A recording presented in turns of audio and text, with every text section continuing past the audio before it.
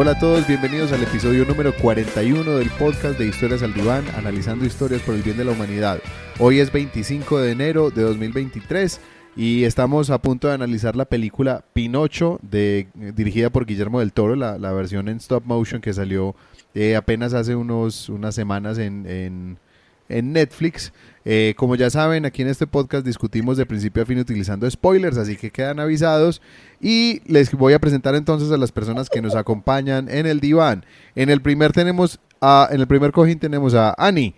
Tal vez no tengas cuerdas, pero yo te controlo. Miranda. Ay, qué horrible. Si ven, así me tratan, si no ven, no ven. No, un gusto estar acá, una película que me sorprendió, pero que me gustó. Me pareció una propuesta interesante, ¿cómo se dice esto? Una forma de acercarse a la historia interesante, diferente, pero que da mucho de qué hablar y de qué conversar. Bueno, en el segundo cojín tenemos a Olga. Lo único que hace que la vida humana tenga valor y significado es que es breve y finita. Echavarría. Qué frase tan profunda. Bueno, muchas gracias por esa introducción, muchas gracias también por la oportunidad de estar aquí. Muy contenta, el segundo programa del año y me gustó la película. Me parece un trabajo, pues, solamente de pensar en una escena ya estoy cansada. Pero sí, muy interesante haber visto esta película. Bueno, y en el tercer cojín tenemos a Carlos. Eres una carga, barba. Ay, pobrecito. Te está desquitando de la que le hiciste la vez Sí. pasada. Venganza. Yo aguas, porque yo cuando me enojo me vengo. Aguas. Yo ahí advierto, ahí nomás. Una muy buena tarde para todos. Se te crece la nariz. Que todo estar aquí con ustedes. Por supuesto, estamos hablando de una película que tiene mucho revuelo ahorita en el medio. La vamos a disfrutar muchísimo en este episodio, pero pues mientras vamos al cuarto cojín, que tenemos a Rafa como escritor. Tus escritos y tus libros están condenados a ser leídos. Pero qué bueno. Eso está muy bueno. Eso es una buena noticia, ¿cierto? Yo no, pues, sí, claro. Yo lo interpreto bien. Escarmentó. Yo quiero saber punto. Qué buena noticia. Bueno, no, excelente. Muchas gracias, estoy feliz de estar hoy aquí de nuevo en el diván, analizando estas historias, analizando hoy a Pinocho. Bueno, y quería hacerles una cuñita. Ustedes han escuchado ya durante 41 episodios la música al principio y al final del podcast. Pues quiero contarles que esa música está en este momento ya disponible en Spotify. Es un álbum que lancé hace 10 años, entonces estoy en la celebración del 10º aniversario. Este año va a ser un año de celebrar ese álbum que se llama Desde el Olvido, junto al libro que se llama Historias desde el Olvido, que también pueden encontrar en Amazon. Entonces los invito a que busquen por Spotify o el servicio de música que más les guste. Ahí van a encontrar la canción con la que se abre el podcast, que se llama Tu Crimen. Encuentran la guitarra del maestro Henry Borrero, un guitarrista increíble, tal vez uno de los mejores colombianos, y yo me atrevo a decir que es uno de los mejores del mundo. Me parece increíble lo que hace. Y al final escuchan la canción En tu mar. Ambas son composiciones mías con arreglos del maestro Henry Borrero. Entonces, bueno, ya que terminamos la cuñita, y los invito a que hablemos de Pinocho. Esta película Pinocho nos cuenta la historia clásica de este muñeco. Una historia que originalmente es un cuento tradicional de Italia, donde nos cuenta la historia de un hombre que, en este caso, pues en la versión que nos trae hoy, Guillermo del Toro decidió ponerla en los años 30, en la Italia fascista, bajo el régimen de Mussolini, y un hombre que precisamente por eventos de la guerra, un bombardeo accidental, termina perdiendo a su hijo, y en su desesperación construye un muñeco de madera bastante poco pulido, rústico, digamos. Bastante rústico, sí, que adquiere vida por la intervención de un espíritu. Y las aventuras de este niño de madera mientras trata de aprender a ser un niño bueno, y con el acompañamiento de un grillo inmortal que tiene más vidas que un gato, un grillo Highlander que lo acompaña. Así es como su conciencia, es alguien que está intentando enseñarle. Ese es, sí, bigotón. Sebastián Grillo, Sebastián Cricket. Jay Cricket. Sebastian J. Cricket. Que el J yo creo que es también una referencia al Gemini, que en inglés se llama Gemini Cricket. será. Gemini, sí, algo así. Bueno, entonces los invito Además a faltó que... mencionar ahí que es el personaje interpretado por Ewan McGregor, ¿no? Sí, esto tiene un reparto, Es increíble. pero Increíble. espectacular. Y de hecho hay una de las actrices que aparece en este, pues que prestó su voz para esta película, que me pareció muy, muy interesante la historia. Kate Blanchett, la famosísima actriz que interpretó a Galadriel, El Señor de los Anillos. sí, en El Señor de los Anillos, en El Hobbit también la interpretó. Una actriz que hemos visto en muchísimas películas, aquí mismo en el podcast la vimos en No mires arriba. Es una actriz reconocidísima. Hizo aquí el papel de un chimpancé, un mono, Spazzatura, solamente haciendo ruidos. Sí. Y ella lo que pasa es que se le ofreció de voluntaria a Guillermo del Toro, que ella quería hacer lo que fuera en esta película, porque a él lo admiraba. Entonces ella le dijo a él que estaría dispuesta a interpretar un lápiz si era necesario, pero que ella quería hacer lo que fuera bajo la dirección de él. Y bueno, Lo más gracioso es que Guillermo le dijo, es que solo tengo el mono. ajá, Hago sí, el mono. de una. Hago los ruidos y solamente hace ruidos, realmente pues como líneas muy poco. Bueno, entonces, ¿qué les parece si entramos en esta parte de construcción de mundo con Ani? Bueno, yay. Personalmente las películas de stop motion son de las que más me gustan. Me encanta, por ejemplo, Cubo, que fue muy mal valorada, pero me parece una joya espectacular. Me encanta Paranormal, bueno, en fin, El extraño mundo de Jack, todas estas. Me encanta el stop motion. Entonces tenemos nuevamente una película de stop motion. Ya las películas de stop motion tienen de por sí un grado de dificultad muy grande, porque cada escena, cada paso que dan las marionetas está precisamente tomado en, digamos, 20 fotos. Un paso pueden ser 20 o 30 fotos, en fin. Así que todo esto es ya un trabajo muy, muy increíble, pero hay algo muy interesante sobre la propuesta de Guillermo del Toro en esta película, y es que él quería que fuera altamente realista. Entonces tenemos no solamente algo de stop motion que ya es complejo, sino que tenemos stop motion realista con movimientos de cámaras.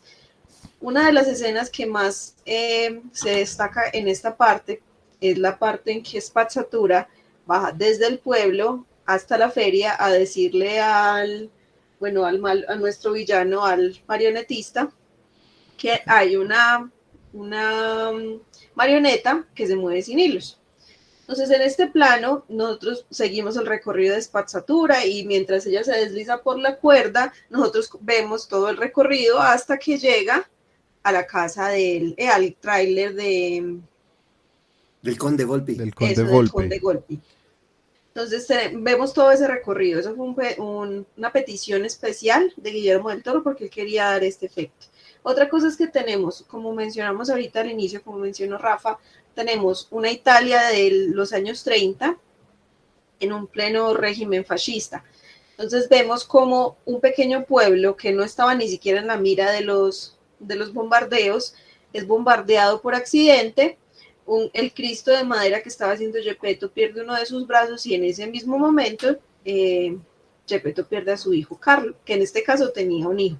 Es una diferencia con la historia que teníamos de Disney de la película, en que Geppetto simplemente fue un hombre solo y que el hada azul se apareció y quiso darle un hijo para que él pudiera tener un objeto de su afecto. En este caso es porque lo perdió. Entonces tenemos un padre con el corazón roto que no es capaz de dejar ir la muerte de su hijo. Mientras todo el mundo sigue, él pasa de ser un carpintero entregado a su labor, un padre amoroso, a el borracho del pueblo. Y así lo tachan todos. Entonces en esta parte también lo que vemos es un típico pueblo pequeño italiano, que eso también era muy importante para ellos poderlo representar, donde él es tachado y a partir de ese momento ya nadie lo ve igual, ya se les olvida la parte en que le admiraban su talento y todo su trabajo, porque nunca fue capaz de dejar ir a su hijo. Entonces lo poco que ganaba se lo gastaba en licor, apenas si comía, como dicen en la película. Otro de los elementos importantes a rescatar en esta película es la parte del realismo que quería implantar Guillermo del Toro. Los diseños de las marionetas es muy curioso porque la mayor parte de los de las marionetas están hechas en colores un poco más cálidos, mientras que los monstruos, como los espíritus de la muerte y de la vida, son hechos en colores azules. Ese era el color que representaba estas marionetas, porque eran marionetas que estaban hechas que no eran vivientes, sino que eran monstruos, eran espíritus. Lo mismo con el grillo, como el grillo hace el papel de su conciencia, de su corazón, entonces su cuerpo es un poco más azul. Son como esas cosas. Y en cuanto al realismo, cuando empezaron a hacer toda la escenografía y todas las cosas, una de las cosas que Guillermo del Toro hizo mucho énfasis fue en buscar que todo fuera lo más realista y creíble posible. Entonces, claro, ellos hacían unas marionetas muy bonitas, muy recién sacadas del horno, y él decía, están muy limpias, necesito que las ensucien. Porque si estábamos en una época en que el carbón era el principal medio de calor y de energía, entonces todas las casas iban a teñir de carbón. Si se miran las casas, por ejemplo, de Gepetto, se ven paredes en las que están completamente negras, precisamente por lo del carbón. También está la parte de la iglesia. La parte de la iglesia fue una muy importante porque lo que quisieron fue representar esas iglesias que eran muy viejas, de más o menos siglo XIV, siglo XV, en que el techo siempre era lo último que se hacía porque era lo más difícil. Pero si uno mira las paredes de la parte de abajo, hay muchos frescos de ese tiempo, en donde eran esas imágenes de esos santos que ni expresión tenían. Y si se mira la parte de arriba de la iglesia, es un poco más nuevo, una arquitectura un poco más reciente. Son cosas, todo esto son cosas que Guillermo del Toro especificó. Y también lo último que quería notar es que las marionetas eran movibles. O sea, ellos tenían por dentro mecanismos que les permitían cambiar la expresión sin necesidad de hacer el cambio de máscaras, excepto por Pinocho. La Pinocho sí era una marioneta con máscaras porque lo que querían representar era que como era un muñeco de madera hecho casi que a la carrera en un frenesí de un borracho, entonces no iba a estar muy pulido. Algo muy diferente con todos los otros trabajos de Gepetto, que sí eran muy dedicados, pero Pinocho podemos ver que, por ejemplo, apenas si tiene demarcados los círculos de los ojos, tiene una oreja, pero la otra no, aquí el cabello está muy ordenado, pero aquí es solamente la madera del árbol, y quería dar esa sensación, como está hecha por un Gepetto no en sus mejores condiciones, pues no iba a ser su mejor trabajo. Y bueno, eso es lo que quería comentar.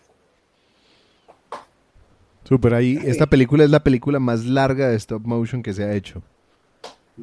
Así duraron 15 años en producirla. Wow, eso no vi. 15 años. Sí. A ver, yo traigo una situación un poco encontrada. Este libro, un comentario importante, esta película es una película más de Pinocho. Hay chorrocientas películas de Pinocho. Sí. Quiere decir, y obviamente inspiradas en el libro de Carlo Collodi, ese es el autor.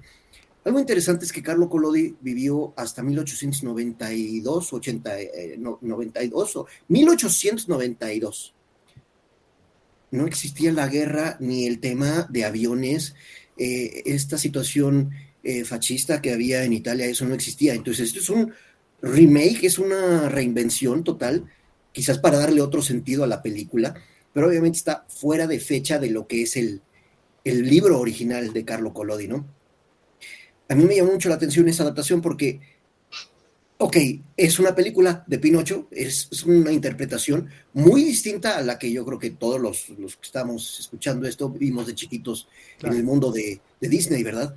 El mundo de Disney le dio otro personaje, pero totalmente. Era un niño de tez muy blanca, de ojos azules, que traía su dreidel alemán, su sombrerito alemán. Era otro sujeto, otro personaje totalmente. Aquí, vaya, se entiende que todo el tiempo el muñequito de madera ni siquiera requiere una vestimenta, ¿verdad? Es madera.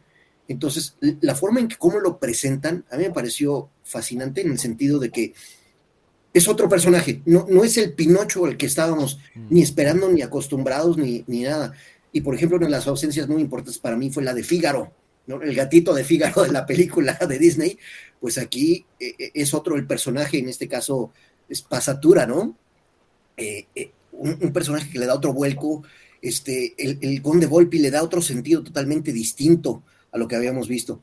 Entonces, en esta construcción de mundo, me llamó mucho la atención justo eso, le dieron otro toque, un toque que yo creo que nadie se habría esperado, sobre todo, si el libro había sido escrito con tanta antelación, ni siquiera estaban los aviones parten de 1900, 10, 15, no recuerdo cuándo sea, pero apenas empezaban los aviones en aquellos 1910. En 1892 no existían los aviones, ni los bombardeos, ni este tipo de cosas de guerra. Pero bueno, esto era en respecto a la construcción del mundo, ¿no? Hasta ahí mi comentario. Ay, quería mencionar una cosa que se me olvidó. Bueno, algunas que se me olvidaron. Lo primero era que la marioneta de la muerte, si se ve en la cola, tiene como las escamas de las piñas del pino. Eso fue hecho adrede precisamente para hacer referencia a cómo las piñas del pino en este caso nos representaban la vida. Y otra cosa muy importante es que la mayor parte del equipo que desarrolló las marionetas y todo el escenario eran mexicanos. Guillermo quería traer artistas mexicanos para poder mostrarle al mundo que había talento en este lado del charco. Y vaya que sí lo hay. A ese lado del Río Grande. Sí. No, y queda demostrado, y tan es así que pues llega a las nominaciones de los Óscares, ya recibió varios premios, y sí, efectivamente hay muchos mexicanos que están trabajando en esta película, ¿no? Que hicieron todo esto posible, lo cual para mí, obviamente, como mexicano, es un tremendo orgullo, ¿no? Claro. No, y también como latinos celebramos eso, yo Sí, creo claro. que todos, sí, totalmente. Por supuesto. No, es una gran alegría. O sea, Guillermo del Toro tiene como ese deseo también de visibilizar todo ese talento y es algo, yo creo que lo hace también muy especial. Es aprovechando la plataforma que él tiene, está dándole la mano a otras personas que como él también pueden brillar por su talento y que no tienen la misma plataforma. Entonces, muy interesante. Yo con respecto a esta parte de la construcción del mundo, o sea, tengo que decir que me parece que también le dan un tono bastante fuerte en términos emocionales a esta película.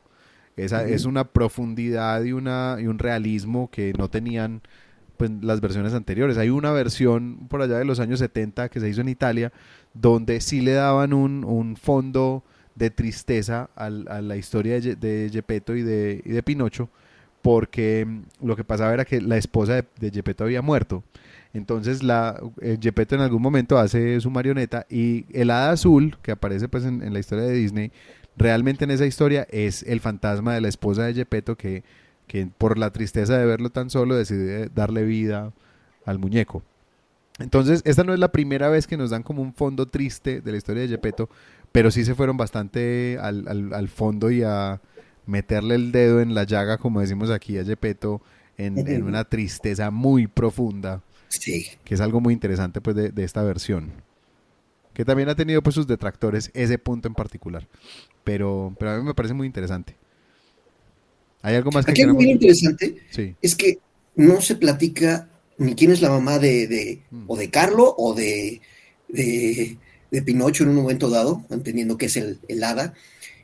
Tampoco se entiende qué pasó. Yo creo que más bien como que dejan entrever que esto fue una consecuencia de la guerra, ¿no? No parecería que Gepetto es el papá de Pinocho o de Carlo por su edad. Quizás eran sus hijos que se murieron en la guerra, eso no se sabe, queda como que muy, muy abierto, ¿no? No queda clara esa situación, pero sí, entendiendo que Gepetto es un viejito y Carlo pues es un niño, pues algo no tiene sentido, ¿no? Sí, sí. Bueno, ¿algo más que quieran agregar en esta parte? Porque entonces los invito a que pasemos a esta parte de Freud. En esta parte hay como dos puntos centrales en los que me quiero enfocar. El primero tiene que ver obviamente con Geppetto y su pérdida. Es muy difícil, aquí Geppetto entra en un duelo que no logra enfrentar y no logra como sobrepasar. Es un duelo que a él lo sobrepasa por completo, que es la pérdida de su hijo. Volvemos al mismo cuento que habíamos hablado hace unas semanas donde hablamos de la depresión y qué tanto tiempo está bien estar deprimido, qué tanto tiempo está bien estar de duelo. Y bueno, y finalmente no hay forma de uno poderle poner como eso un tiempo. Hay personas que lo han intentado, pero realmente pues todo es arbitrario. Este es un hombre que no logra superar la pérdida de su hijo. Y yo creo que cualquier persona que haya perdido un hijo puede hablar de lo antinatural que esto se siente, cómo es posible que un padre tenga que enterrar a su hijo, de lo difícil que puede ser esto de enfrentar, tal vez el duelo más difícil que puede existir. Entonces tenemos a un hombre que se destruye y algo que lo nombraba en ese momento, pues porque él tenía como dos facetas, era padre y era carpintero. Entonces al perder su hijo deja de ser padre. Y eso es una pérdida de un aspecto fundamental de su identidad, de lo que lo mantenía atado a la vida y al deseo y a seguir intentándolo. Cuando él pierde ese rol de padre, cuando pierde a su hijo, pierde el sentido de vida, como diría Víctor Frankl, pierde su propósito y su motivo para vivir. Entonces él construye a Pinocho en mitad de una borrachera, imaginándolo como un reemplazo de Carlo. Y eventualmente, como pasa con todas estas historias donde nos tratan de construir un golem, una criatura hecha a la imagen de una persona, eventualmente nos tenemos que enfrentar con que no es esa misma persona. Esto toca directamente con todas las películas que tienen que ver con inteligencia artificial. Cuando la inteligencia artificial se vuelve consciente de sí misma y empieza a preguntarse, entonces yo quién soy, y tengo alma, y soy una persona. Entonces esa exploración que empieza con Asimov de manera tan magistral, pues como sobre la inteligencia artificial, ha venido teniendo un desarrollo impresionante. En este momento, de hecho, me estoy leyendo un libro sobre eso de J.P. Delaney que se llama La mujer perfecta, The Perfect Wife se llama en inglés, donde precisamente un hombre construye una réplica de su esposa, le pone todos los recuerdos que puede reconstruir de ella y ella obviamente, le pone además, pues logra programarle empatía. Entonces es una persona que empieza a preguntarse, entonces yo realmente soy esta mujer o soy alguien más, y entonces ¿quién soy? Y eso la lleva pues a un abismo muy duro, una pregunta existencial muy dura. Aquí con Pinocho, él está en una fase de su pensamiento bastante básico, es un niño, y en ese pensamiento tan concreto él no se está haciendo preguntas tan profundas, pero sí empieza por lo menos a tratar de que su padre lo quiera. Y cuando su padre le sale con esa frase, eres una carga, que para él es tan dura y lo golpea tan fuerte, él intenta dejar de ser una carga, y es por eso que acepta la invitación del conde Volpe, que un detalle muy gracioso que cuando lo escuché me pareció muy, muy divertido, y es que la palabra Volpe hace en italiano referencia a una zorra. Y si ustedes recuerdan, en la película de Disney, el zorro es el que se lleva a Pinocho al circo. Ajá. Que lo lleva al señor Stromboli. Aquí no aparece un señor Stromboli, pero es el conde zorro. Y eso me pareció pues una referencia velada muy interesante. Bueno, en algún otro momento nos llevan a toda la historia de Podesta.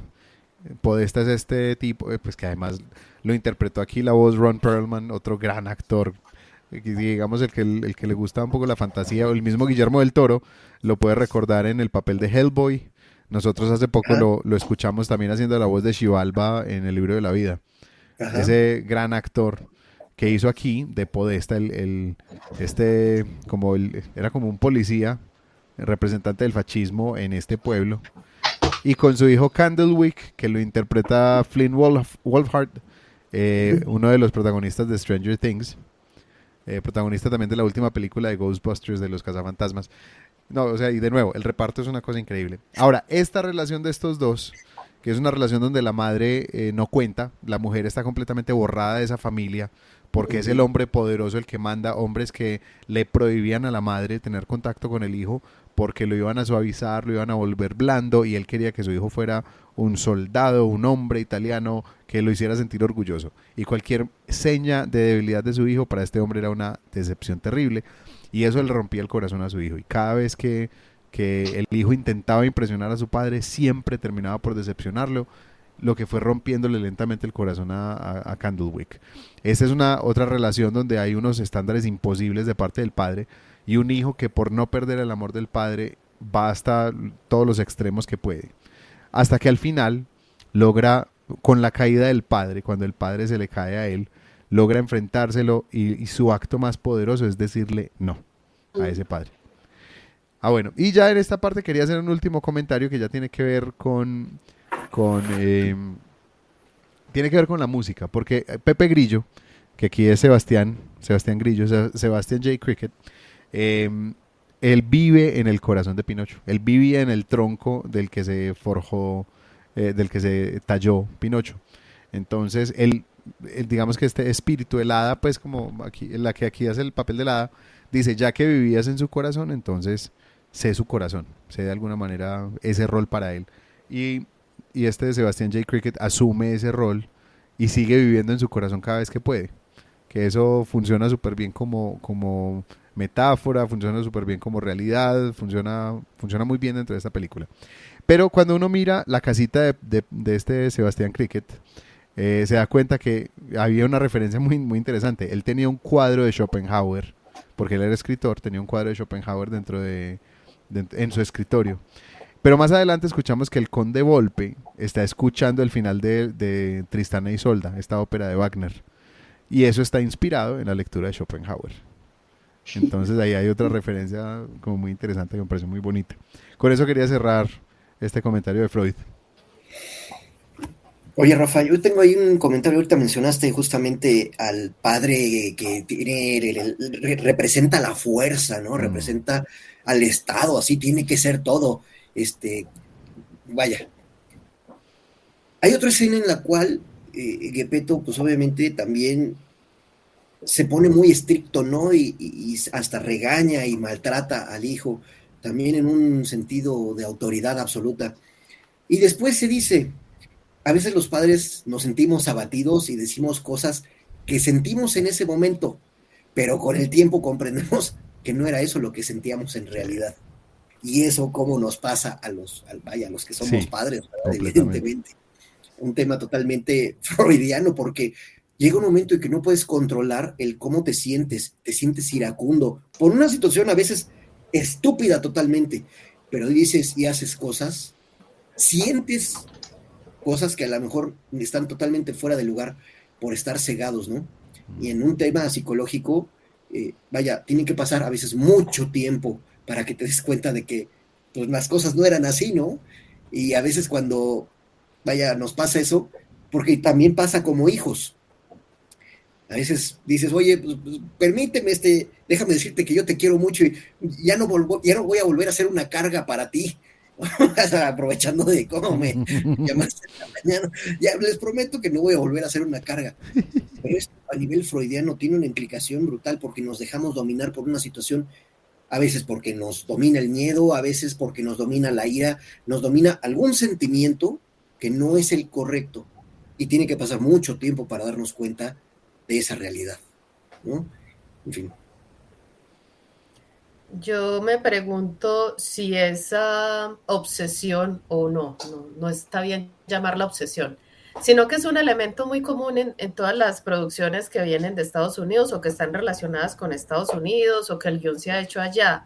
Y es esos hombres desesperados por la aprobación del padre, porque me parece que no es tan colombiano. Pues me parece que el colombiano está más obsesionado con la madre que con el padre, pues es mi opinión.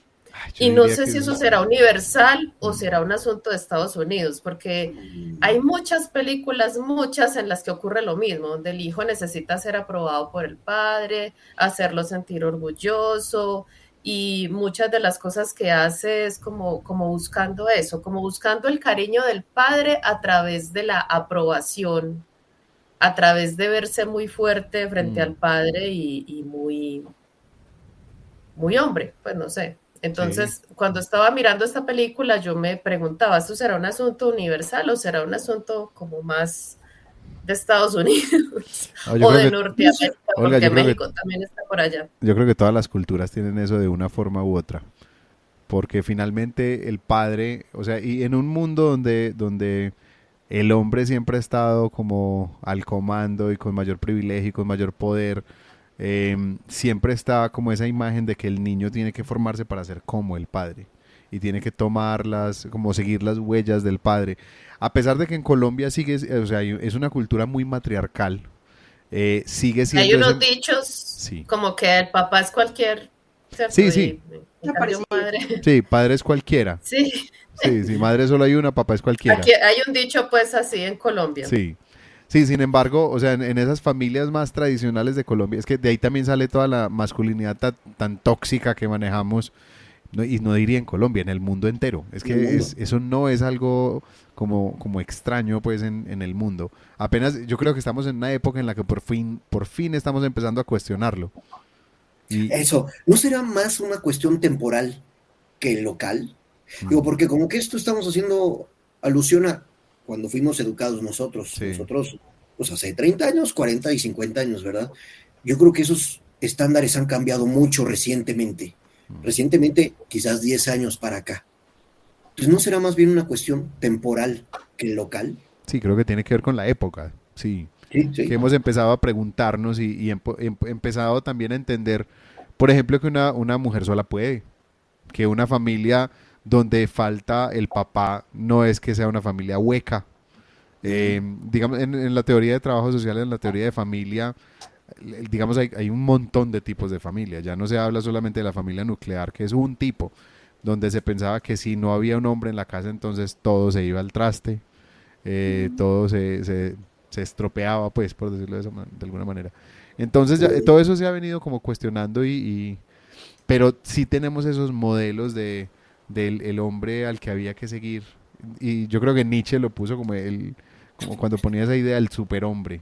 Es un, son modelos imposibles. Es el hombre perfecto, invulnerable, impasible, al que nada lo afecta y que no sufre con nada, porque logra, digamos, vaciarse de sentimiento, ¿cierto? Los sentimientos son para De las control de sus mujeres. pasiones. Está en control de sus pasiones, que eso fue la gran pregunta de toda la ilustración, si podíamos controlar las pasiones a partir del pensamiento, que eso fue también históricamente es lo que se le conoce como la gran herida narcisista de Freud, que Freud dijo no, o sea, la herida de la humanidad es decir que realmente no podemos estar como en control de esas pasiones, sino que somos como un pequeñísimo jinete tratando de dominar un caballo completamente salvaje en ese proceso de tratar de dominar nuestras pasiones. Entonces ahí se cae como el modelo de la ilustración de tratar de controlar las pasiones, de si yo pienso a través del pensamiento puedo dominarlo todo. Y a eso obviamente es algo que era un modelo para el hombre. Siempre se esperó que la mujer, entonces fíjate que salen todas esas creencias que la mujer entonces no se puede confiar en ella porque es muy hormonal, porque es demasiado emocional.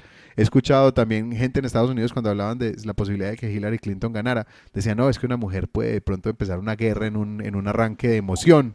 Ajá. Y el que le entrevistaba le decía, pero no, las guerras no han sido empezadas todas por hombres.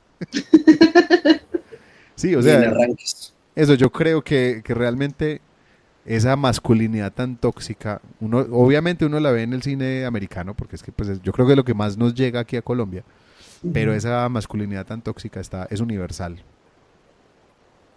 Sí, pero hablando del cine, por ejemplo, si te pones a mirar las películas, o bueno, las películas colombianas, mexicanas, y yo veo una presencia de las mujeres muy fuerte, de la mamá, de la tía, Sí. y de pronto sí está el papá y todo eso, pero no hay como una preocupación tan grande de los hombres, ay, mi papá sí me quiere, sí soy suficiente para él, sí, bueno. En cambio, las películas gringas yo digo que todas. Y en el Pinocho original, bueno, pero esto no lo iba a decir yo todavía, sino en mi sección. Bueno, y lo de Wagner y Schopenhauer, yo también lo veía como una cuestión de fascismo, porque Wagner era, pues, prácticamente, Wagner era como de los más admirados por los nazis. Hitler amaba a Wagner, o sea, Hitler era un grandísimo fan de Wagner. Wagner realmente, obviamente un gran compositor alemán, pues que eso era uno de los factores. ¿Sí era alemán, cierto? ¿O me estoy equivocando yo? Sí. Creo que sí. Bueno, el cuento es que Hitler admiraba Muchos eran muchísimo austriacos, pero... y Wagner realmente se centró mucho en relatos escandinavos, en esa literatura clásica también muy hermosa pues del norte de Europa. La historia de Tristán y Iseo, el anillo de los Nibelungos, la cabalgata de las Valquirias, eran historias muy marciales. Y la música de Wagner es una música muy pesada, muy marcial. Es muy difícil encontrar música en Wagner que sea suave. No es imposible. A mí en algún momento me pusieron a aprenderme una obra de una pequeña aria de Wagner que se llama O du mein holder Abendstern. Espero no haber masacrado el alemán. Pero era de una dulzura completamente atípica para Wagner. O sea, Wagner es óperas de 5 horas, se necesita tenores que no tengan pulmones sino tanques de oxígeno. Es una cosa impresionante, pues. Y por otro lado, Hitler estudió a los cantantes wagnerianos para toda su gestualidad en los discursos. O sea, Hitler era un gran fan de Wagner. Entonces la referencia que estaba haciendo me parece que tiene mucho sentido, como esa referencia al fascismo con la música de Wagner, con la música con las teorías de Schopenhauer. Y Sí, clarificación, era sí, alemán, Sí. alemán de Leipzig. Leipzig, exacto. Ah, bueno, no. No 1813. la embarramos. Sí, Sí. iba a hacer una, ¿cómo se dice? Bueno, iba a lanzar una hipótesis al respecto de la parte del matriarcado en las películas que son de este lado del charco. Y yo creo que parte también bueno, de la ausencia de los padres en muchos casos, porque muchos de ellos se van a pelear en el ejército, guerras, mueren y bueno, etc. O cuando vuelven ya las familias están conformadas con otra persona y bueno, ese tipo de cosas que pasaban tanto. Como en nuestra cultura la ausencia del padre ha sido considerada normal, lo cual no debería ser, pero es así. Entonces las mujeres tuvieron que tomar ese papel de poder. Por eso en la cultura es más importante la mamá, porque se supone que es la que siempre debe estar. Si el papá está, es como, bien, pero si no está la mamá, entonces ahí sí hay un problema. Pero ahí vuelve lo del machismo tóxico, porque entonces si el papá no está es normal, pero si la mamá no está, entonces una desalmada, es considerada mala madre y todo lo que acarrea esa parte. Oye, pero aquí no hay mamá. Es Pinocho sin mamá. Sí, Es porque Carlos es, sin mamá. porque es Porque no huérfano. es Por eso, sobre eso es lo Latinoamérica. que está diciendo Ani, Ujú. Sí, que aquí es normalmente pues eso, tenemos un niño huérfano con un esposo viudo, un hombre viudo, que eso también de alguna manera aquí muestran ese rol del hombre siempre, toda la vida, que el hombre si se quedaba solo con los hijos no sabía qué hacer con ellos y era un problema. Él con Carlo había establecido una dinámica muy linda, pero una vez que pero pierde a Carlo se destroza. Ujú. perdón, yo creo que en la literatura de esa época pasaba tanto eso porque las mujeres se morían mucho de Mm. parto, porque la, ¿cómo es que se llama? Profilaxis, ¿cómo se llama eso? La higiene, pues, Sí. era muy mala.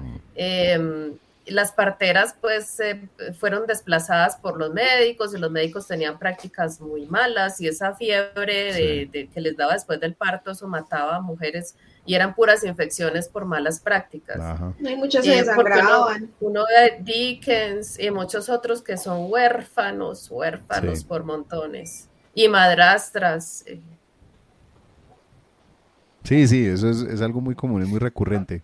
Sí, es que tener un parto era un milagro que el niño saliera vivo, empezando por ahí. Y que la mamá Igual la sobreviviera mamá. también. Ajá. O sea, Las primero dos. el niño y luego la mamá, eso era un Sí, éxito. El mejor. sí, no, era increíble. Yo me acuerdo cuando inventaron las primeras cesáreas. Bueno, no me acuerdo yo, me acuerdo cuando leí sobre eso.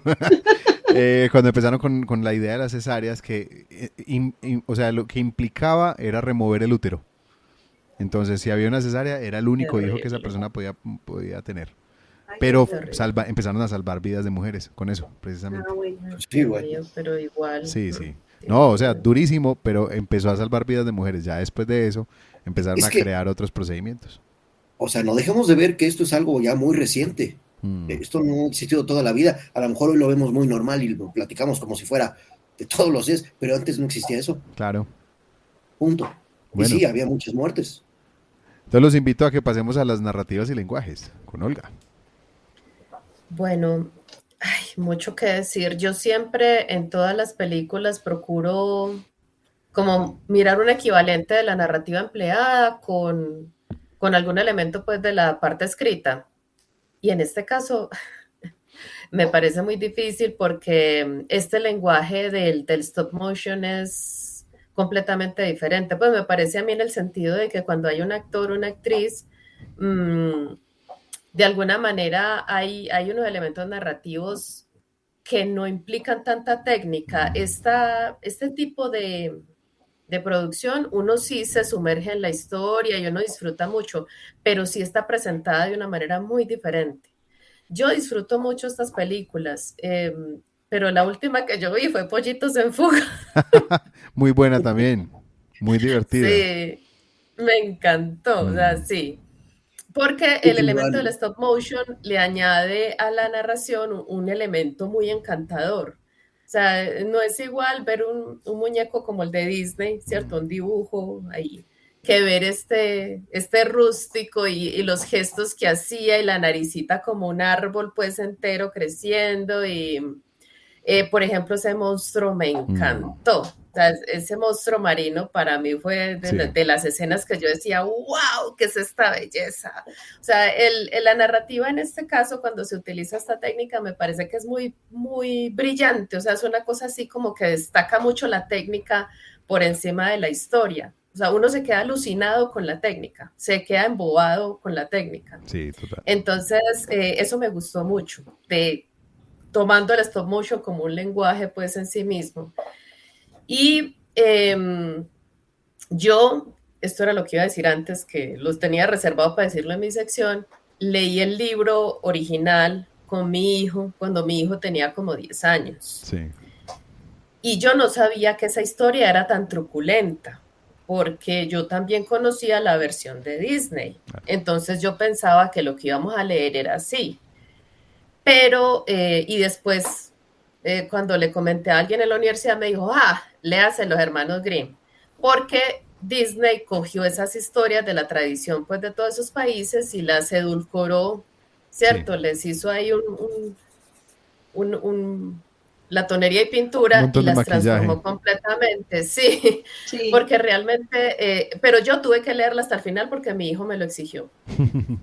Cuando empezaron los ahorcamientos, porque es que a Pinocho le pasan cosas muy malas y él simplemente es desobediente. Hay unas cosas en el Pinocho original que me hubiera gustado mucho que hubieran seguido aquí. Por ejemplo, que en el Pinocho original el tronco estaba como encantado. Y cuando fue un leñador a cortarlo, el tronco se quejaba y este leñador quería hacer una mesa y se lo ofreció a Gepetto. Le dijo, haga usted un títere, usted que tiene más arte que yo, porque este tronco habla. Entonces, si usted hace un títere es todo un éxito porque habla solito. Claro. Bueno, mi hijo estaba encantado con la historia, pero a veces se sentía mal, me decía, ay, no quiero que le pasen más cosas malas a Pinocho, porque realmente la historia es súper truculenta, es espantosa. Y lo mismo esos cuentos de los hermanos Grimm, o sea, de cortarle los talones a una persona para que le quepa un zapato, y en fin, o sea, cosas que supremamente crueles. Entonces no pude evitar, mientras veía la película, pensar no en una, sino en dos versiones que ya yo conocía, porque yo no he visto tantas películas de Pinocho, apenas había visto la de Disney y leí el libro con mi hijo. Y el libro también presenta en el aspecto pues, de narrativas y lenguajes otro mundo completamente diferente. La construcción del mundo aquí me parece a mí que es una construcción muy ¿qué? Yo pienso que también los cineastas, este es un elemento común, al fin y al cabo narradores, tienen su voz narrativa. Entonces yo decía, esta película es oscura, o sea, no es el pancito pues con cierto, que le pone a uno Disney, tampoco es la original, pues que ya es... ya le resuenan a unos otros elementos por allá. Sino que aquí hay un elemento como de que, me acordaba del laberinto del fauno, claro. Él tiene ciertos elementos que siempre como que transmite, y yo pienso que uno como escritor también hace lo mismo, uno tiene sus obsesiones, tiene sus asuntos que le trabajan en la mente y no se puede desprender de ellos. El escritor, por ejemplo, estos días alguien me increpaba por ahí en las redes sociales del asunto de las mujeres en ciertos escritores porque salió con una cosa indignante y es que los hombres escribían mejores personajes femeninos. Ay. Pero pues, imagínate qué brutalidad. Pero entonces,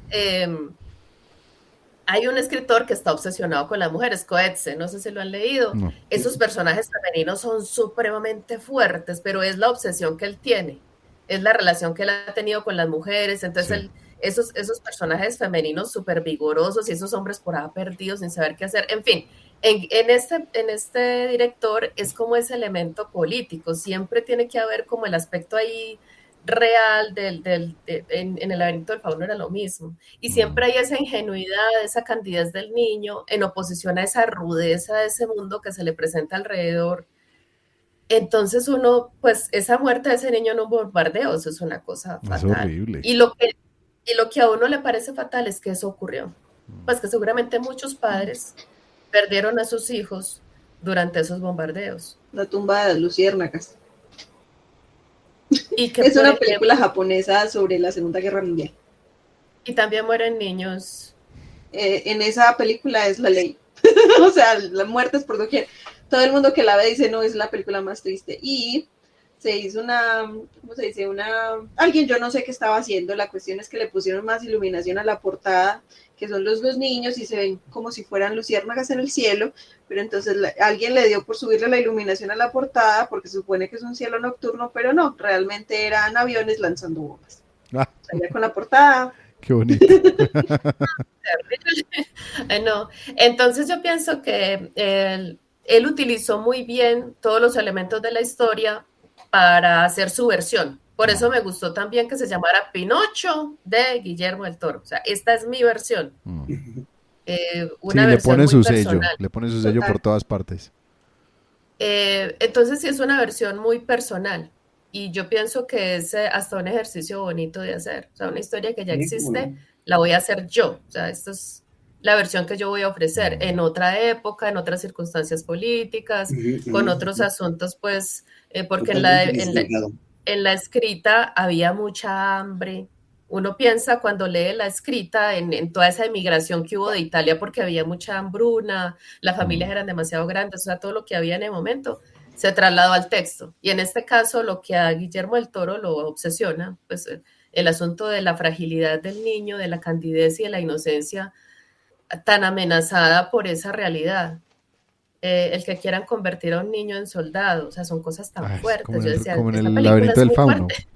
Sí, yo decía, esta película es muy fuerte, pero esa es la belleza del stop motion, ¿verdad? Uno está tan fascinado con la técnica, ese muñequito habla tan lindo, hace unos gestos tan lindos. ¿Quién se nos fue? Se fue Carlos. Que de alguna manera suaviza. Dale, entonces... ¿En qué íbamos, ¿sí? Olga? No sé, yo creo que estaba diciendo que los escritores también deberíamos hacer eso de agarrar una historia y presentar nuestra versión, porque uno muchas veces lee algo y dice, bueno, yo no lo contaría así, así como hacemos acá con las películas. Entonces me imagino que también Guillermo del Toro pensó lo mismo, ¿cierto? Yo no haría la versión de Disney, sino que involucraría otros elementos allí. Y yo pienso que él tiene como esa obsesión de oponer la dureza de la vida real, la dureza de la guerra y de los conflictos políticos a la candidez y la fragilidad de los niños. En todas las historias de él, los niños se ven tan frágiles, se ven tan desamparados, pues tan vulnerables y la realidad tan dura. Y siempre la realidad está tratando como de quebrar esa inocencia, de acabar con esa bondad del niño, con esa candidez del corazón. Entonces, me parece que la cuestión musical estuvo muy bien manejada. Yo en vez de disfrutarla la sufrí porque yo decía, ¿cómo hicieron eso? Pero sí, pues muy bonito cuando cantan y eso, insisto, la parte musical suaviza mucho. Si esta historia no tuviera el elemento del stop motion y no tuviera esas cancioncitas y no tuviera pues como la parte visual tan linda, el lenguaje pues ya visual tan lindo, yo pienso que sería una cosa hasta para llorar. Sí. Esa escena de la muerte del niño, aún con los muñequitos uno quiere llorar ahí. Cuando se lo llevan pues a ser soldado, que para uno es una monstruosidad que a un niño pues lo estén ya formando para hacer, y también porque eso también había juventudes hitlerianas, sí. y muchos padres perdieron los niños, se los arrebataron, se los quitaron en Polonia, y creo que en esos países escandinavos también les quitaban los niños para esos criaderos que quería hacer Hitler. Entonces me parece que él consigue muy bien hacerlo reflexionar a uno sobre esa clase de monstruosidades que han ocurrido y presentarlo de una manera tan encantadora que uno lo puede, ¿cierto? Pasar, lo puede digerir por la manera como lo presenta. Claro. Creo que eso era lo que tenía Yo que creo que una de las decir. grandes incógnitas que se presentan es, ok, hemos vivido en guerra, ¿y la guerra es bonita? ¿O la guerra es terrible, no? Porque, Es por ejemplo, la horrible. escena de la iglesia, cuando, pues, obviamente el Cristo pierde su El brazo, cuando brazo. muere Carlo, ¿saben en qué momento la guerra es bonita? Sí, nunca. Horrible, horrible, Solamente es sí. bonita Nunca para el que está tiene sentado momentos de lejos en guerra. un escritorio mandando a los otros a morir y él se está haciendo más rico. Sí. Sí, sí. O sea, ¿guerra Sí, a pero costa de qué? sí, yo creo que lo que hace este director es como presentarnos eso para hacernos reflexionar en que en lo que destruye la guerra, pues que Sí. destruye la inocencia, destruye y las cosas que no respeta, ¿cierto? La fragilidad de la vida, Sí. porque realmente la vida es muy frágil. Ujú. Entonces él la presenta de la manera como más frágil posible y más vulnerable, que es un niño.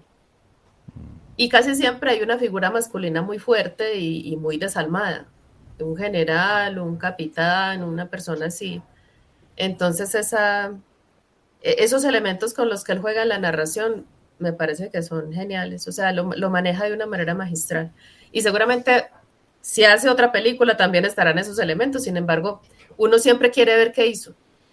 Y eso es lo Sí, bonito, pues, claro. y uno ve esto en muchos directores, o sea, que hay otros directores que la obsesión es la muerte, que la obsesión es la relación de pareja, que la obsesión, y siempre lo presentan más o menos de una manera parecida. Que pasaba, por ejemplo, con Woody Allen. Sí. La obsesión era la relación de pareja, ¿cierto? Cómo interactuaban los seres humanos, todo era una cuestión de adultos, de gente casada, en fin, es otro mundo. Pero a mí me gustó mucho eso. Yo estaba embobada con esa película, me encantó. Después me puse a ver, porque en Netflix está como El El como especial. especial. el especial y Sí. me puse a mirarlo y yo, Tengo wow, muchas ganas de cuando pues verlo. empiezan Es muy que bueno. Yo me lo estos vi son todo. mecánicos y que estos otros que no sé qué es silicona, cómo hacen Distintos los tamaños. gestos, Mm. los modelos, no, qué belleza. O sea, realmente yo admiro mucho a la gente que tiene esa habilidad de, de, de manual, pues, porque Sí. no es mi fuerte. Son, Pero sí, más allá de eso, maestros. Manuel, es la habilidad de transmitir un sentimiento tan fuerte, ¿no? A través de esa imagen que llevó 30 fotografías o las que hayan sido.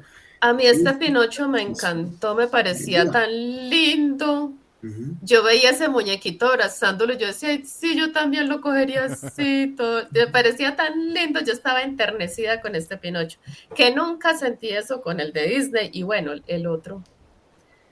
Sí, entonces me encantó pues cómo lo concibieron, cómo lo presentaron, la remendadita de los pies que en la historia original también se los quema, pero no por maldad de otros, sino porque se queda solito, en fin. Ujú.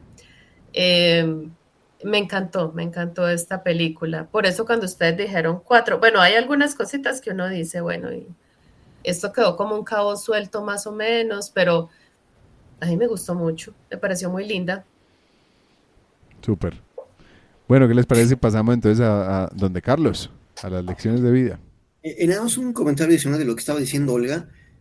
Ya lo habíamos visto con Coda, la versión uno y la versión 2, ¿no? La familia Bellinger y la familia, Belier. perdón, Bellier, y la Mm, familia de Coda, ¿no? Ojo, ujú. para los escritores sí, cada uno puede hacer su adaptación y hacer su historia. Desgraciadamente eso en el mundo real se malinterpreta y dicen, uy, me plagiaron. Y hay varios casos ahorita Sí. plagiados, ¿no? Una de ellas es la canción de Shakira, Dua Lipa con su canción esa de Levitating, que resulta ser que está acusada de plagio, ¿no? Entonces en un momento dado hay que tener mucho cuidado porque eso de los plagios pues, también es un tema fuerte y como escritores nos ocupa mucho ese tema de los derechos de autor, copyright, copyleft, etcétera. Entonces, mucho cuidado con eso.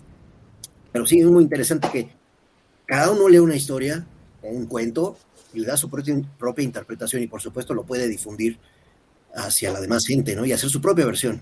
Entonces a mí me gustó mucho también esa perspectiva que le da Guillermo del Toro. Es una película más de Pinocho, insisto, hay muchísimas, pero le da una muy bonita perspectiva. Se tocan temas muy fuertes en esta película. La muerte, por supuesto, la vida, la soledad, el amor incondicional, la guerra, esto que platicamos de si es bonita o no, la tristeza de perder un hijo, el maltrato animal, al menos en la forma en que el conde Volpi trata al changuito, híjole, pues sí está patética la situación, ¿no? Dar la vida por salvar a alguien, el sacrificio, por ejemplo, el hecho de que lo que hace Pinocho para salvar a su padre, para salvarle, tuvo que romper las reglas, y si se rompen las reglas, hay un precio que pagar, y entonces, para hacerlo, pues Pinocho se volvió un niño de verdad, y los niños de verdad no regresan. La inocencia de Pinocho al firmar un contrato y al caer además en las garras de un vividor desgraciado que lo único que le interesaba era su bienestar y su dinero, ¿verdad? El desgraciado Conde Volpi que solo busca hacerse rico a Carlitos, costa. que hay una cosa que no hemos mencionado de ese Conde Volpe, que el actor que lo interpreta es Christoph Waltz, Eso es este genial. actor Alemán, genial, austríaco. Yo austriaco. Es lo iba a austríaco, mencionar en la parte, yo lo habría hecho mejor porque tenía algo que mencionar sobre él, pero que quería acotar que Guillermo del Toro lo escogió específicamente a él, porque necesitaba un actor que pudiera decir frases en alemán, en francés, italiano e inglés y que no sonara a fingido. Sí, no, y él ya en la de Bastardo sin Gloria creo que demostró que él se le mide al idioma que Hablando sea. francés perfecto, sí. Francés, alemán, inglés en esa película. Él es increíble, es un actor impresionante. Actorazo. Oh, wow, Y bueno, aquí no aparece como actor, pero la forma en que La interpreta voz. el personaje, Sí. la voz que le da, vaya, yo la vi en español, aclaro en esta ocasión, la vi en español, entonces no puedo reconocer al autor en inglés, pero me parece que la interpretación que le dan es maravillosa. En fin, estaba diciendo de varios temas que se tratan, me faltó mencionar unos bien importantes por parte del grillito de Jay Cricket, ¿no? La elegancia del grillito, la valentía del grillito, pero sobre todo la sabiduría del grillito, ¿no? ¿Qué mensaje o qué lección me deja esta película? Bueno, encontré varios. El primero es como que el amor incondicional por tu hijo, nosotros que tenemos hijos y que sabemos de qué se trata este tema, ¿no? Das la vida por tu hijo y quizás te gustaría que fuera o de otra forma o que fuera otra persona, ¿verdad? No, yo quería que fuera Carlo. Pues sí, güey, pero es Pinocho. Bueno, y ojo, a mí me pasa la circunstancia de que el nombre del hijo coincide con mi hijo Carlo. Sí, no es que yo sea Gepetto, pero pues mi hijo sí se llama Carlo. Es una coincidencia interesante. Segundo, las segundas oportunidades. ¿Cuántas veces nos llegan segundas oportunidades y ni siquiera sabemos verlas o identificarlas, y mucho menos aprovecharlas? Y cuando las tenemos, como por ejemplo la segunda oportunidad de Gepetto para tener otro hijo, ni nos damos cuenta, las despreciamos, las maldecimos, hasta las desdichamos, ¿no? Aquí una reflexión muy importante acerca del pasado, y es, muchas veces nos afecta y nos pega, y cuánto tiempo, lo hemos platicado en otras ocasiones, cuánto tiempo nos lleva recuperarnos de una situación. Ojo, ya no mires al pasado, ya no vas en esa dirección, ya no está ese hijo Carlo, ¿verdad? Ahora está Pinocho, ahora está otro personaje totalmente distinto. Pero ¿qué tanto tiene que pasar realmente para que podamos apreciarlo y verlo así? ¿Y por qué tendríamos que comparar? Ni Pinocho es Carlo, ni Carlo es Pinocho.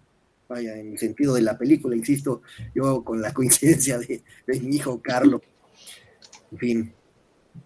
Un tercer tema muy fuerte, un tercer mensaje es el tema de la guerra. Tanto realmente que tenemos que aprender de la guerra. Yo confieso que a mí es un tema que me gusta mucho porque he analizado, he copiado mucho de lo que son las herramientas, acciones y estrategias, no precisamente de la guerra, sino para aplicarlos en la vida y para salir adelante en la vida, ¿no? Considero que es inaceptable que alguien quiera pasarse de listo contigo, con tu gente, con tu familia, y a mí en particular me pesa mucho cuando se da el caso de que pues los soldados matan a alguien de tu familia, a tu padre. Hoy salían las noticias de que mataron a una persona delante de su hijo de 2 años. Antes que otra cosa, genera odio, genera un deseo de venganza superior a cualquier otra cosa, incluso superior al deseo de vivir. Cuando pasaba la guerra de Afganistán, que veíamos cómo los soldados entraban y mataban a la gente, estoy hablando de hace unos cuantos años realmente, ¿verdad? Yo pensaba, todo el odio que esto genera, obviamente lo vamos a ver a lo largo del tiempo, lo vamos a ver en el futuro, pero qué terrible es esta situación. La guerra nos conduce a otro tema que, bueno, puede ser que sea el meollo de la lección. A Pinocho se le da una última oportunidad de vida.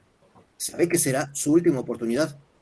Ya no hay marcha atrás, como a todos, así que mi reflexión final es, tenemos solo una oportunidad de vida, solo una, así que aprovechémosla al máximo. Y basta una sola vida para poder disfrutar, aprovechar, gozar, ayudar, servir, así que muchachos, aprovechen su vida al máximo, sáquenle jugo, exprímanla, porque solo es una y es muy corta.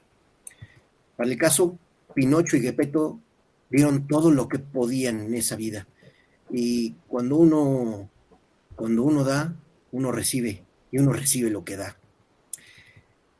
La película termina en una me parece fabulosa la escena final, que es Cricket, ¿verdad? Cricket cantando una canción con los conejos negros, y su canción, qué bonita canción, dice, a tus quejas ponles pausa, no te ahogues deseando un bello mañana, hay que pensar bien, medita una vez, si un día todo sale mal, puedes soñar con bellos mañanas. Hay como que mucho positivismo. La película es triste, tiene cosas así como que te desgarran literalmente, pero haciendo una reflexión, es una película bonita, enternece, realmente te transmite, te emociona, entonces creo que hay mucho que aprenderle a esta película. Y hasta aquí por el día de hoy. Yo me quedo con la lección de lo que dice Sebastian J. Cricket, que debes dar lo mejor de ti porque eso es lo mejor que puedes hacer. Sí. Sí, a mí esa frase me parece que resume lo que para mí es la lección, o sea, y es como algo que para mí ha sido la forma como yo he querido vivir siempre en mi vida, yo dar mi mejor esfuerzo, si gano está bien y si pierdo, bueno, por lo menos di mi mejor esfuerzo, ¿cierto? Me quedo con esa tranquilidad de que intenté y di lo mejor que tenía y de cada caída uno puede aprender y seguir aprendiendo siempre, es como la clave para uno cada vez hacerlo mejor. Para mí esa es la gran lección de esta película, que la dice primero, es de Jiminy Cricket, Sebastian Cricket, después Pinocho la vive, le da vida a esa lección, y al final Sebastian Cricket dice, y él me la volvió a enseñar a mí, yo se la enseñé a él, y él me la volvió a enseñar a mí, que me encantó eso. Uh-huh. Sí, Correcto. yo había pensado también en esta criatura, pues, que representa la muerte, y cómo le recalcaba a Pinocho que había reglas y que romper esas reglas se podía, pero que había consecuencias. Y también que por el hecho de no morir, también Pinocho llegó a pensar eso, que no había consecuencias. Yo pienso que la tragedia de la juventud es esa, y por ahí alguien me explicaba que es como la embriaguez de las hormonas en esa etapa de la vida donde los muchachos se creen que son invulnerables, pues que pueden con todo. Y cómo Pinocho descubre a la mala que todo lo que uno hace sí tiene consecuencias. Así esté como en el caso de él, que volvía y volvía porque afecta a los seres queridos.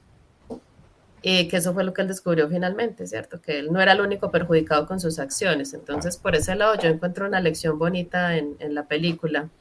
Y la otra, dejar ir, que es muy difícil, pero digamos que en ese sentido Pinocho también da una lección, porque pues todos sus seres queridos se van. Entonces muestra como de qué manera con tranquilidad y con serenidad se puede asumir esa pérdida desde un lugar diferente al que asumió Geppetto cuando perdió a su hijo Carlo, que fue ya entrar en la desesperación, en la autodestrucción. Pues muchas personas caen en ese estado pues emocional y mental. Y pienso que es una de las lecciones pues de la película, cuando a él le dicen, bueno, usted está muy contento porque usted no se muere, pero todos sus seres queridos, sus amigos, todos se van a morir. La cuestión de la muerte, la fragilidad de la vida, me parece que está en esta película, así se la ponen a uno así en la cara. Sí. Bueno, entonces, ¿qué creen que habríamos hecho mejor en esta película? Bueno, yo entonces empiezo, que yo sí lo tengo clarísimo. A mí hubo una única parte que yo dije, ¿qué? Esto sí es pura magia del cine. Y esa parte fue en la parte que el conde Volpi llega de alguna manera al campo de guerra donde están Pinocho y Candlewick, y secuestra a Pinocho para intentarlo quemar de la manera más cristiana posible en un crucifijo de madera. Pero bueno, pura cacería de brujas en Salem, tal cual así lo iba a quemar. A mí lo único que no me gustó fue el hecho de cómo una persona que se supone que es un civil iba a estar en un lugar de guerra, porque eso era un campamento en plena zona de bombardeo. Así que es como, sí, pues dejan entrar a un civil con un mono, así como así. O sea, él había recibido la visita de Mussolini, pero no por eso tenía que haberse ido al campo de guerra. Si hubieran explicado que todo el problema con Mussolini hubiera sido ahí, habría tenido un poco más de sentido. Así que yo creo que eso es lo que yo habría hecho, justificar porque Volpi casualmente estaba en el momento en que precisamente podía capturar a Pinocho. Ok. ¿Qué más hubiéramos hecho mejor? A ver, yo tengo una pregunta. Supuestamente Pinocho, bueno, la historia de Disney es para niños. Yo considero que no es una historia para niños. Claro que como la llevaron a la serie de dibujos animados, pues la hacen para niños. Pero no me parece que sea una película para niños. En ese sentido, esta película de Guillermo del Toro tampoco es para niños. Entonces, hay cosas que se presentan como que muy infantiles, como que muy, muy intrascendentes, pero tiene demasiados mensajes ocultos, demasiados. Esto platicábamos, por ejemplo, de Wagner, de las inspiraciones hitlerianas, lo que pasa, por ejemplo, al nivel de la guerra. Son escenas como que muy complicadas. Entonces, yo tengo una gran pregunta. Si esta película está orientada para adultos o para niños, ¿cómo se le debería dar un toque? La música me parece perfecta, la sincronización de movimientos me parece increíble, la emoción que transmite cada uno de los personajes es padrísima, pero es exclusivamente para adultos. Entonces, yo pensaría que la película no debe haber sido hecha específicamente para adultos. Un niño que la vea, no creo que le entienda lo que se quiere transmitir en esta película. Entonces yo quizás le habría dado un giro más infantil, presentando cosas un poco menos drásticas. La escena de cuando se muere el papá en la guerra, en el campo de bomba, que le cae la bomba, ¿no? La forma en que presentan la bomba de la iglesia también me parece muy drástica. Entonces yo quizás habría cambiado un poco por menos violencia. Aquí está la pistola, mátale, dispárale a tu amigo. Creo que eso no lo habría puesto. Es un momento muy oscuro. Como que cambiar la violencia, eso yo no lo habría puesto en la película. Yo puedo decir que a mi hijo le gustó. Y no solamente a mi hijo, sino que fue muy gracioso porque cuando yo la estaba viendo, llegaron a la casa 2 amigos de mi hijo que son menores que él y los 4 terminamos viendo la película y les gustó. Y llegaron a la casa y no durmieron y los papás están llevándolos ya al psicólogo. Soñaron con un bombardeo esa noche. Pero yo creo que la interpretación depende de la edad, pero depende de las vivencias. O sea, nosotros como adultos no entendemos lo mismo que entiende un niño cuando ve una película de estas. Cierto. Yo siempre pongo con eso el ejemplo de mi papá me hizo leer, él me lo obligó a leer un libro llamado Juan Salvador Gaviota cuando yo tenía 11 años. Yo lo leí y en el momento que Juan Salvador Gaviota muere, yo no entendí como que él moría, yo entendí como que simplemente se hacía brilloso y se iba a cielos más altos. Pero no está mal mi interpretación de 11 años, simplemente es diferente. Ya cuando crecí, lo tomé como que él moría, pero es que a mis 11 años la muerte para mí no era una realidad. Entonces yo no creo que no es que no la entiendan, solo la entienden diferente. Sí, tiene una interpretación en el nivel que ellos pueden en ese momento, con las cosas que ellos ven en ese momento. Yo estoy de acuerdo y pienso que yo creo que le hubiera bajado un poco a la violencia. Sobre todo, por ejemplo, hay unas muertes muy claras, muy, muy explícitas, que digamos que ocurren fuera de pantalla. Pero lo que pasa es que a mí lo que realmente me sacó es que entre tanto realismo no muera Pepe Grillo. O sea, para mí ese es el verdadero inmortal de esta película.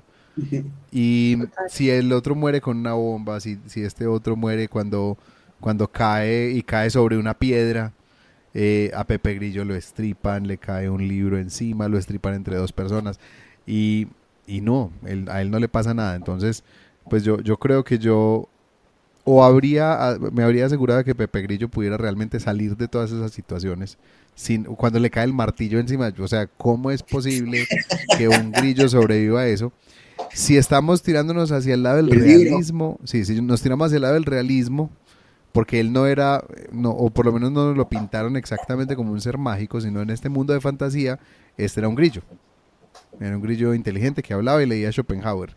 Eh, no sé, como que, creo que lo que yo veo ahí es que hubiera decidido por una o por otra. Y me hubiera tirado más hacia el lado fantástico, porque a mí la creación de fantasía de Guillermo del Toro me parece increíble. A mí, por ejemplo, el diseño de estos dos espíritus, el Sí, diseño hermosos. es impresionante. Pues, Y la voz. sí, Me encanta. Tilda Swinton. me La encanta. voz. Tilda Es una Swinton, voz toda pues. hipnótica. Sí. Yo me Sí. quedaría viendo a esa esfinge así. No, es que Tilda Swinton, yo me podría quedar Es una horas voz. escuchándola leer Sí, habla muy bueno. el diccionario, pues. Sí, si fuera amiga mía, yo le diría, El háblame, directorio háblame. telefónico. Léame una multa de tránsito, Sí, por sí. favor. Me encanta, sí, Oye, sí. que la actriz se parece a las Habla esfinges muy Sí, estas, bueno. sí. No, es increíble. Una- pero si vieras que en el libro original, en la historia original, es el propio Pinocho el que mata a Pepe Grillo con un martillo de piedra y después por ahí resulta otra vez. Entonces sí, Bueno. no sé. Yo creo que en esa original Pepe Grillo era una representación como de la voz de la conciencia. Sí. Aquí Bien. no sé, Pero el porque color aquí se azul, pierde.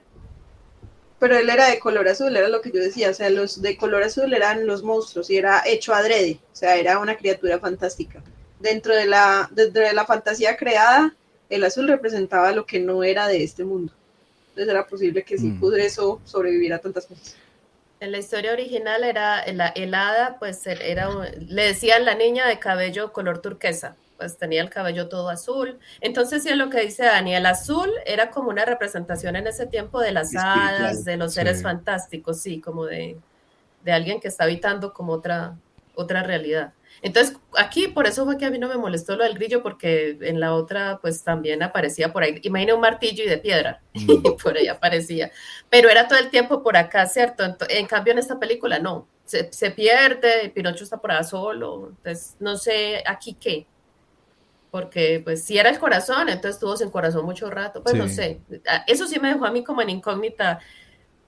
Él resignificó muchas cosas. ¿Cómo resignificó a Pepe Grillo? No sé. Eso sí no me queda claro. O sea, ese es el único personaje que yo digo, que pitos toca aquí. Sí, porque la isla, Sí. la isla esta de diversión donde los niños se volvían burros, aquí nos la volvieron un campo de entrenamiento de niños para las juventudes de Ajá. Mussolini. Ajá. Sí. Sí, Pues hay que era como... menos drástico. De cierta Sí, manera porque era más horrible de Drástico, convertirse en burro. drástico con las mutilaciones que le aplican al pobre Pinocho. Primero una pata, luego el brazo, así que no, pues qué onda con esas mutilaciones, oye. No, sí es fuerte. O sea, la película porque está con esos muñequitos. Por eso Sí. decía, si se reemplazara esa técnica por una cosa realista, uno no aguantaría esa película. No. no, Pues me cae porque Sí, es probablemente no. terrible. Es muy Sí, tiene fuerte, mucha pero violencia. él siempre tiene escenas así. Ujú. En el laberinto del fauno lo mismo. O sea, Sí, más de una escena es yo me muy quedé. fuerte. No, y cuando muere la niña, tú eres como, ¡guay! Ay, ¿Pero sí. por qué murió? Si es la Se protagonista. queda uno tan Pero triste. luego en ¿no? el Sí, final dices, ah, bueno, ya. y ese monstruo con esos ojos, en fin, es que es una Espectacular. cosa así sobrecogedora. O Parpadeaban sea, todos al mismo tiempo. El estornudo del monstruo. Sí. él tiene esa capacidad de presentarle a uno un mundo que ¿cierto? Lo sobrecoge a Sí. uno, que es una cosa así, es Más bonito impresionante. y truculento. Entonces, yo pienso que es una visión muy personal del mundo. Este mundo es hermoso y truculento. La humanidad es bella y frágil y también malvada y Dios, bueno. Oigan, un comentario importante A mí es me que gustó Guillermo del mucho. Toro hizo otra película también muy importante que es La forma del agua. Ujú. Ah, sí. ¿Y qué creen? Es el mismo músico en ambas películas, no sé si se dieron cuenta de esa situación. Tiene una música de verdad impresionante la película, te llena en todo momento, ¿no? Es como que muy ad hoc cuando va a entrar la situación, es de verdad una música que llena todos los espacios. Pero habla mucho de la creatividad de Guillermo del Toro para hacer esta película. Ahí sí, mis respetos. Bueno, entonces aquí le dimos una calificación en el diván y le dimos entonces 4 grillos inmortales, 4 grillos Highlander a la película. Azulitos. Sí, azules. Pitufigrillos. Sí. Bueno, entonces hablando de pitufos, también les queremos contar que la próxima semana vamos a estar viendo una película, sí, unos pitufos espaciales, vamos a estar analizando la primera parte de la película Avatar. esta película de James Cameron, ya se me olvidó en qué año salieron estos los fascistas a despedirse. Entonces sí, estaremos despidiéndonos, estaremos analizando la película Avatar. Y entonces nos vamos a despedir ya con nuestras redes. Empecemos hoy con Carlos. Pues yo estoy disponible a través de Cabarsal, en todas las plataformas, Facebook, Twitter, etcétera, y mi sitio cabarsal.com. Bueno, seguimos con Olga. Todas mis redes sociales, Olga Chavarría Escritora, en TikTok, la fanpage de Facebook, en Instagram y el sitio web es olgachavarría.com. Bueno, Ani. Bueno, yo estoy en Arania28 en Instagram y en Facebook está la página de me gusta o el fanpage de Ani Miranda Escritora y ahí se encuentra el enlace para mi página web. Bueno, a mí me encuentran en Raf Miranda Mus en Instagram, en Facebook como Rafa Miranda Historias, como Miranda Historias o Rafa Miranda Escritor. A nuestro podcast lo pueden encontrar en nuestra página web www.historiasaldivan.com. También nos puedes encontrar en Instagram como historias.divan, en Facebook como historias.al.divan. Y bueno, los invitamos también a que nos manden correos a historiasdivan@gmail.com. Y que nos acompañen en el próximo episodio. Recomiéndenles estos episodios a las personas que ustedes consideren que les pueden gustar. Cuéntenos de sus preferencias, cuéntenos qué les gustaría escuchar en nuestros análisis. Y bueno, nos vemos entonces en la próxima con la película Avatar, en el podcast de Historias al Diván, analizando historias por el bien de la humanidad. Que estén muy bien y nos vemos en la próxima. Chao, chao. Adiós, gracias.